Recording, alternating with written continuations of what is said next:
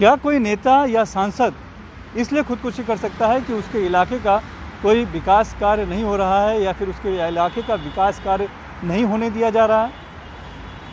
ये सवाल इसलिए उठा है कि दादरा नगर हवेली केंद्र शासित जो प्रदेश है वहाँ के सांसद मोहन डेलकर ने 22 फरवरी को मुंबई में इस सी ग्रीन साउथ होटल में आकर खुदकुशी कर ली।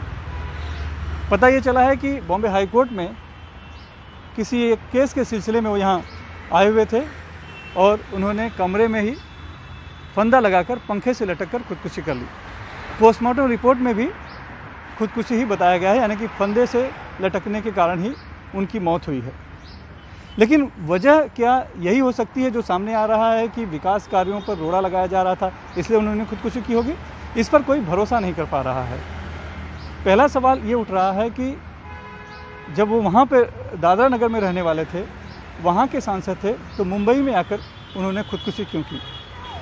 इस संदर्भ में एक सवाल प्रदेश कांग्रेस के प्रवक्ता सचिन सावंत ने किया है और उन्होंने वीडियो कॉन्फ्रेंसिंग के जरिए राज्य के गृह मंत्री अनिल देशमुख से मिलकर मांग की है और ये पूछा है कि क्या जिस तरह से वो केंद्र शासित प्रदेश है और वहाँ के एडमिनिस्ट्रेशन का भी कुछ नाम आ रहा है सामने, तो उन्हें लगा था कि अगर वहाँ पर खुदकुशी वो करते और अपनी बातें रखते तो शायद सच्चाई सामने नहीं आ पाती।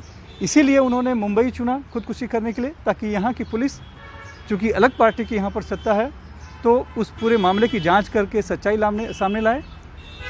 इसी सवालों को उठाते हुए उन्होंने गृह मंत्री अनिल देशमुख से जांच की मांग की है और कहा है कि इसमें कहीं भारतीय जनता पार्टी के नेताओं का कोई रोल तो नहीं है, इसकी जांच की जाए।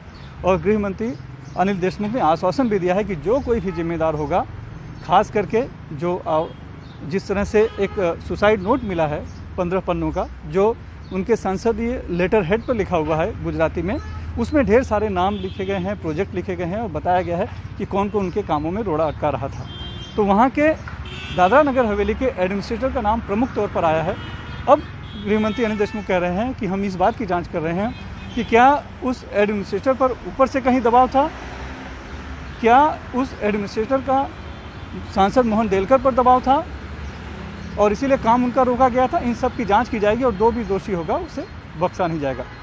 लेकिन फिलहाल सांसद मोहन डेलकर की मौत अभी भी रहस्य बनी हुई है। भले ही पोस्टमार्टम में की रिपोर्ट में खुदकुशी की बात पता चली है फौरी तौर पर, लेकिन विसरा उनका अभी रिजर्व किया, फॉरेंसिक भेजा गया है और फाइनल पोस्टमार्टम रिपोर्ट आनी है।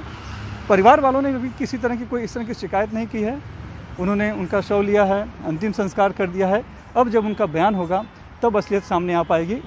लेकिन उन 15 पन्नों के सुसाइड नोट में क्या है, किस किस का नाम है, क्या इसमें कहीं कोई राजनीतिक साजिश भी है, इस बात की जांच भी की जा रही है और सवाल भी उठाया जा रहा है। और इसीलिए मांग उठ रही है कि मोहन डेलकर की जो मौत है रहस्यमय, उसकी जांच की जाए और जो भी कुछ सामने है, जो भी कुछ साजिश अगर इसमें है तो उसे सामने लाया जाए। लेकिन फ़िलहाल ADR का मामला ही दर्ज किया गया है। बहुत कुछ निर्भर है उस सुसाइड नोट पर और परिवार के बयान पर, जिसका कि पुलिस इंतजार कर रही है। लेकिन कांग्रेस ने ज़रूर इस मामले को उछाला है और ये कहा है कि जो व्यक्ति 7 बार सांसद रह चुका हो, जो सत्ता से, प्रशासन से इतना अधिक परिचित हो, वो क्या सिर्फ इसलिए खुदकुशी कर सकता है कि उसके इलाके के विकास कार्यों को रोड़ा लगाया जा रहा है, अटकाया जा रहा है? और ये भी सवाल उठता है आम जनता में भी कि क्या कोई सांसद या नेता सिर्फ इसलिए खुदकुशी कर सकता है कि उसके क्षेत्र का विकास नहीं हो पा रहा है? यही वजह है कि इसमें ज़रूर कोई न कोई राजनीतिक साजिश होगी, इस तरह की आवाज़ उठ रहे हैं और इसीलिए इस मौत को संदेह की नज़र से देखा जा रहा है, भले ही ये फौरी तौर पर खुदकुशी लग रही है। मुंबई से कैमरामैन राजेंद्र दयाल के साथ सुनील सिंह, NDTV इंडिया के लिए।